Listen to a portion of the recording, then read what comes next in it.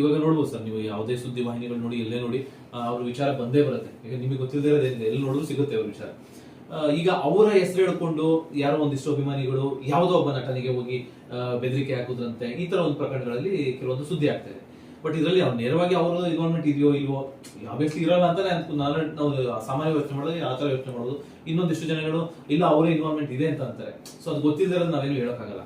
ಹಾಗಾಗಿ ಸೊ ಆ ತರ ಅವ್ರ ಹೆಸರು ಹೇಳ್ಕೊಂಡು ಹಿಂಗೆಲ್ಲ ಬೆದರಿಕೆ ಹಾಕುವಂತದ್ದು ಮಾಡ್ತಾರಲ್ಲ, ಸೊ ಅದು ಈ ಕೇಸ್ಗೆ ಏನಾದ್ರು ಎಫೆಕ್ಟ್ ಆಗುತ್ತಾ?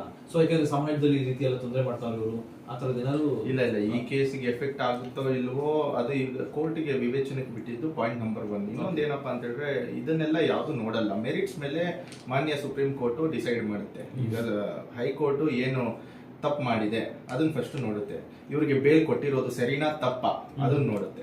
ಆಮೇಲೆ ಈಗ ಏನ್ ನಡೀತಾ ಇದೆ, ಅವ್ರು ಈಗ ದರ್ಶನ್ ಹೆಸರು ಹೇಳಿದ್ರೆ ಮೈಲೇಜ್ ಸಿಗುತ್ತೆ ಅಂತ ಹೇಳ್ಬಿಟ್ಟು ಯಾರಂದ್ರೆ ಅವ್ರು ಮಾತಾಡ್ತಾರೆ, ಅದನ್ನೆಲ್ಲ ಕನ್ಸಿಡರೇಷನ್ಗೆ ಕೋರ್ಟ್ ತಗೊಳ್ಳಲ್ಲ. ಕೋರ್ಟ್ ಟಿವಿ ನೋಡಲ್ಲ, ಯಾವ್ದು ನೋಡಲ್ಲ. ಸೊ ಆದ್ರಿಂದ ಕೇಸ್ ಏನು ಅವರು ಅಪ್ಲಿಕೇಶನ್ ಅನ್ನು ಸಲ್ಲಿಸಿರ್ತಾರೆ, ಆ ಕೋರ್ಟ್ ಡಾಕ್ಯುಮೆಂಟ್ಸ್ ಏನಿದೆ ಆ ಒಂದು ಸೋಲ್ ಬೇಸ್ ಮೇಲೆ ನಮಗೆ ಒಂದು ಜಡ್ಜ್ಮೆಂಟ್ ಮಾನ್ಯ ಸುಪ್ರೀಂ ಕೋರ್ಟ್ ಹೊರ ಹಾಕುತ್ತೆ. ಓಕೆ, ಅಂದ್ರೆ ಈಗ ಬೇಲ್ ಕ್ಯಾನ್ಸಲ್ ಮಾಡಬೇಕು ಅಂದ್ರೆ ಒಂದು ಪರ್ಟಿಕ್ಯುಲರ್ ರೀಸನ್ ಇರಬೇಕು. ಈಗ ಹೈಕೋರ್ಟ್ ಒಂದ್ಸಲ ಬೇಲ್ ಕೊಟ್ಟಿದೆ ಅಂದ್ರೆ ಸುಮ್ನೆ ಕೊಡೋದಿಲ್ಲ, ಕೋರ್ಟ್ ಯಾವ್ದಾದ್ರು ಒಂದು ಗ್ರೌಂಡ್ಸ್ ನ ಕ್ಲಿಯರ್ ಆಗಿ ಅಬ್ಸರ್ವ್ ಮಾಡಿನೇ ಕೊಡೋದು. ಈಗ ಸುಪ್ರೀಂ ಕೋರ್ಟ್ ಕ್ಯಾನ್ಸಲ್ ಮಾಡ್ಬೇಕಂದ್ರೆ ಕೆಲವೊಂದು ಏನಾದ್ರು ಇದೇ ಲೂಪ್ ಹೋಲ್ಸ್ ಇರಲೇಬೇಕು, ಅಥವಾ ದರ್ಶನ ಸರಿಯಾದ ಟೈಮಿಗೆ ಬರದೇ ಇರ್ತಕ್ಕಂಥದ್ದಾಗ್ಬೋದು. ಈಗ ಬೇಲ್ ಕೊಡಬೇಕು ಕೆಲವೊಂದು ಕಂಡೀಷನ್ಸ್ ಹಾಕಿರ್ತಾರೆ, ಸೊ ಆ ಕಂಡೀಷನ್ ನಡ್ಕೊಳ್ಳದೆ ಇರ್ತಕ್ಕಂಥದ್ದು. ಸೊ ಏನೆಲ್ಲ ಗ್ರೌಂಡ್ಸ್ ಏನಾದ್ರು ಅವ್ರು ಏನ್ ಎತ್ತಿ ಹಿಡಿಬಹುದು, ಏನ್ ವಾದ ಮಾಡಬಹುದು ಅಂದ್ರೆ ಅವರು ಈಗ ಮೆಡಿಕಲ್ ಗೆ ಇವರು ಬೇಲ್ ತಗೊಂಡ್ರು, ಯಾವುದೇ ರೀತಿಯಾದ ಆಪರೇಷನ್ ಅನ್ನು ಮಾಡ್ಕೊಂಡಿಲ್ಲ. ಸೊ ಆದ್ರಿಂದ ಇವ್ರು ಬೇಲ್ ಕ್ಯಾನ್ಸಲ್ ಮಾಡ್ಬೇಕು ಅಂತ ಹೇಳ್ಬಿಟ್ಟು ಇವರು ಆರೋಪಿ ನಂಬರ್ 2 ಜೊತೆಗೆ ಇನ್ನೂ ಒಂದು 6-7 ಜನದ್ದು ರಿಜೆಕ್ಟ್ ಮಾಡ್ಬೇಕು ಅಂತ ಹೇಳ್ಬಿಟ್ಟು ಪ್ರಾಸಿಕ್ಯೂಷನ್ ಕಡೆಯಿಂದ ಮಾನ್ಯ ಸುಪ್ರೀಂ ಕೋರ್ಟ್ಗೆ ಅಪ್ಲಿಕೇಶನ್ ಅನ್ನು ಸಲ್ಲಿಸಿದ್ದಾರೆ.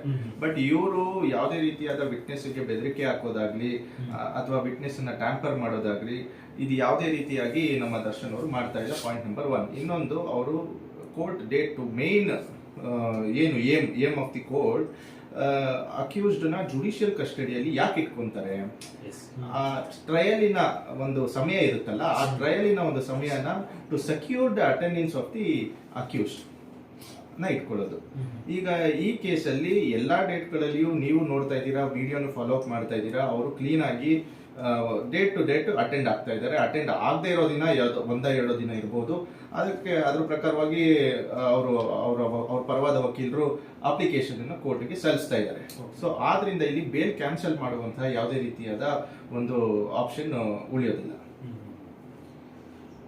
ಓಕೆ ಸರ್, ಆದಷ್ಟು ಬೇಗ ನೋಡೋಣ.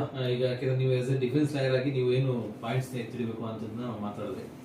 ನೆಕ್ಸ್ಟ್ ನೀವು ತೀರ್ಪು ಬರುತ್ತೆ ಅದು ಬೇಲ್ ಬಗ್ಗೆ ಏನಾದ್ರೆ ನೋಡೋಣ.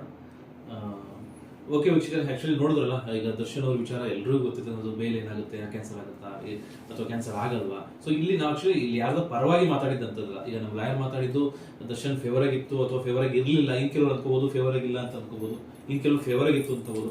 ಬಟ್ ಇಲ್ಲಿ ಕಾನೂನಲ್ಲಿ ಏನು ಇದಿರುತ್ತೆ, ಲೂಪ್ ಹೋಲ್ಸ್ ಆಗ್ಬೋದು, ಮತ್ತೆ ಏನೇನು ಎವಿಡೆನ್ಸ್ ಪ್ರಕಾರ ಏನ್ ಬೇಲ್ ಕೊಟ್ಟಿರ್ತಾರೋ ಅಥವಾ ಏನು ಪಾಯಿಂಟ್ಸ್ ಅಲ್ಲಿ ಏನ್ ಗ್ರೌಂಡ್ಸ್ ಮೇಲೆ ಕೊಟ್ಟಿರ್ತಾರೋ ಅದ್ರ ಬಗ್ಗೆ ನಾವು ಅವ್ರು ಮಾತಾಡಿದ್ದಾರೆ.